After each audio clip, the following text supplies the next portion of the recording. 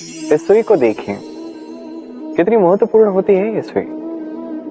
इसके कितने कार्य होते हैं, कितनी सहायता कर सकते हैं हमारी। इसकी सहायता से आप चाहो तो एक साधारण से कपड़े को पोशाक में बदल दो। आप चाहो तो पुष्पों को साथ लेके एक सुंदर सी माला बना दो या गजरा बना दो।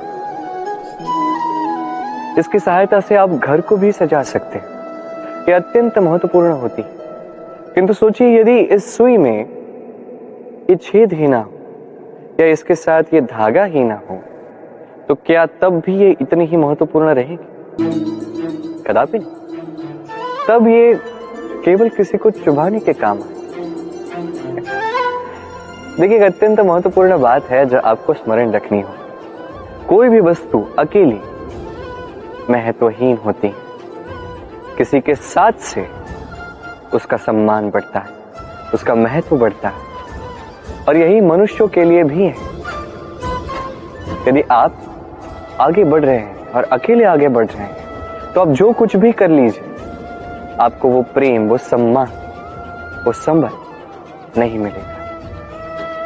किसी को साथ लेकर चलिए, आपका भी मान बढ़ेगा। किसी को स्थान दीजिए, आपका भी सम्मान बढ़ेगा। ठीक वैसे ही जैसे इस धागे से सुई का सम्मान बढ़ता है, जैसे प्रेम से गुण का मान बढ़ता है। तो आइए और इसी प्रेम के साथ कहें, राधे राधे। हम सोचते हैं परोपकार करना, भलाई करना, किसी की सहायता करना, सेवा करना, दान करना, सुख दुख में किसी का साथ निभाना, ये हमारे जीवन का सबसे बड़ा कर्तव्य है। यही सच्चा कर्तव्य है। परंतु क्या यह सत्य है? नहीं। कर्तव्य के लिए कई बार मनुष्य को बहुत सारी पीड़ा सहनी पड़ती है। कुछ कर्तव्य ऐसे होते हैं जिसे निभाने के लिए मनुष्य को उस राह से जाना पड़ता है जिस पर कांटे हैं, दुख है, पीड़ा है, संकट है। उसे पार करके तब जाके वो अपने कर्तव्य को पूर्ण कर पाता है। परोपकार, भलाई, किसी की सहायता करना, दान करना, सेवा करना, सुख दुख में साथ निभाना, ये कर्तव्य नहीं है। ये तो आनंद है, क्योंकि इससे आप ही का जीवन और अच्छा होगा, आप ही को और सुख मिलेगा, आप ही का स्वास्थ्य और अच्छा होगा, आप ही को जीवन में और अच्छे अच्छे लोग मिलेंगे। और सबसे अधिक यदि ये कुछ बढ़ाता है तो वो है प्रेम। तो इसे कर्तव्य मत समझिए। ये तो बस वो मार्ग है जिस पर अग्रसर होके आप अपने जीवन को अत्यंत सुंदर बना सकते हैं। तो आप यही कीजिए और मेरे साथ प्रेम से कहिए, राधे राधे। कभी आप किसी पर्वत को देखिए।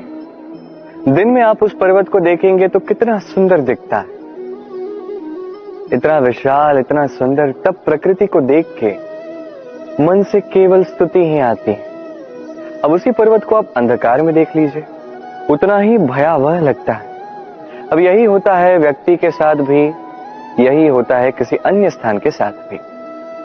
अब इसका कारण क्या है? क्या व्यक्ति के रूप का, उसके व्यक्तित्व का कोई महत्व नहीं है? नहीं, ऐसा कदापि नहीं। इसका सारा श्रेय जाता है प्रकाश को। ये प्रकाश ही है जो आपके गुणों को, आपके व्यक्तित्व को, आपके रूप को निखार के संसार के समक्ष लाता है। तो आप भी अंधकार से प्रकाश की ओर अग्रसर हो जाइए, उन लोगों की ओर अग्रसर हो जाइए, उन दिशाओं में अग्रसर हो जाइए जो आपके भीतर के गुणों को, आपके व्यक्तित्व को संसार के समक्ष ला सके। यदि आप ये करते हैं तो आप जीवन भर सुखी रहेंगे।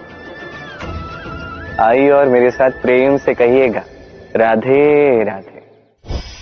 आप कभी सूर्य के प्रकाश को अपने हाथ में, अपनी मुट्ठी में थाम के रखने का प्रयास कर चुके हैं?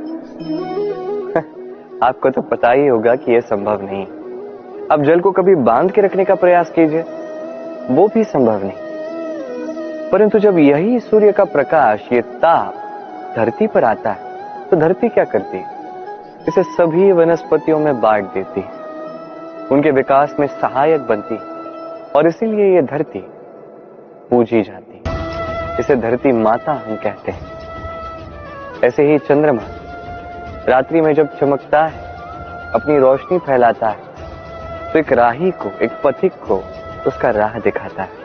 इसलिए चंद्रमा देवता कहलाता है। इसी प्रकार आप भी कभी प्रकृति को बांध के रखने का प्रयास मत कीजिए।